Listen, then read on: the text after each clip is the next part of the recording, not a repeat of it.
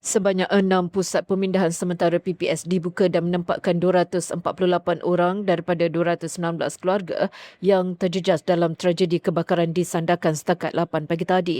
Sekretariat Jawatan Kuasa Pengurusan Bencana Negeri JPBN Sabah dalam kenyataan memaklumkan mangsa ditempatkan di beberapa PPS termasuk Dewan Projek Perumahan Rakyat Batu Sapi, Dewan Sekolah Kebangsaan GAS, Dewan Sekolah Kebangsaan Kampung Bahagia, Sekolah Menengah Kebangsaan Batu Sapi, Dewan Sibuga serta Sekolah Kebangsaan Karamunting.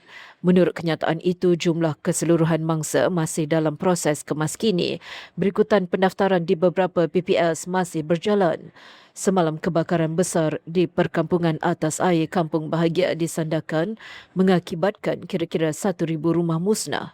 Kebakaran membabitkan kawasan seluas lebih 4 hektar.